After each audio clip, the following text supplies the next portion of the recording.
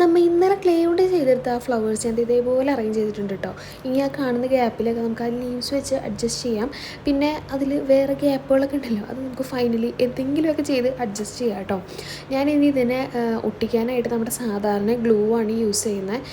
ഫെവിക്കോള് അങ്ങനെ എന്തെങ്കിലുമൊക്കെ യൂസ് ചെയ്യാം. ഞാൻ ഇവിടെ എനിക്ക് കയ്യിലുള്ള ഒരു ഗ്ലൂ ആണ് കേട്ടോ, ഫെവിക്കോൾ പോലെ തന്നെയുള്ള ഒരു ഗ്ലൂ ആണ് യൂസ് ചെയ്യുന്നത്. അപ്പോൾ ഞാനിങ്ങനെ അറേഞ്ച് ചെയ്ത് കൊടുത്തുനിന്ന് തന്നെ ഓരോന്നോരോന്ന് എടുത്ത് അങ്ങനെയാണ് ഒട്ടിക്കുന്നത്. അങ്ങനെ ഓരോന്നെടുത്തെടുത്ത് പശ തേച്ച് ഒട്ടിക്കുമ്പോൾ അതിൻ്റെ സ്പേസ് എനിക്ക് കറക്റ്റായിട്ട് വരുന്നില്ല എന്ന് ഫീൽ ചെയ്തുകൊണ്ട് ഞാൻ അവിടെ നിന്ന് തന്നെ വെച്ച് പൊന്തിച്ച് അടിയിൽ പശ തേച്ച് വെറുതെ വയ്ക്കുകയാണ് കേട്ടോ. പെട്ടെന്ന് ഒട്ടിക്കോളും. അപ്പോൾ അങ്ങനെയാണ് ചെയ്യുന്നത്. കണ്ടു നോക്കുക, അപ്പോൾ മനസ്സിലാവേ. കണ്ടില്ലേ, ഇപ്പോൾ മനസ്സിലായില്ലേ ഞാൻ എങ്ങനെ ഒട്ടിച്ചെന്നുള്ളത്. അത് വെറുതെ പൊക്കി അതിൻ്റെ ഇടയിൽ പശ വെച്ചിട്ട് അങ്ങനെ തന്നെ റിലീസ് ചെയ്യാണ് കേട്ടോ. അങ്ങനെ എല്ലാം ഒട്ടിച്ച് കഴിഞ്ഞപ്പോൾ അതിൻ്റെ ഇടയിൽ ഗ്യാപ്പ് വന്നുകൊടുത്തൊക്കെ ഞാൻ വെറുതെ ഇങ്ങനെ കുറച്ച് കളേഴ്സ് ഉരുട്ടിയിട്ട് ഗ്യാപ്പിലൊക്കെ വെച്ച് പ്രസ് ചെയ്ത് കൊടുക്കുകയാണ്.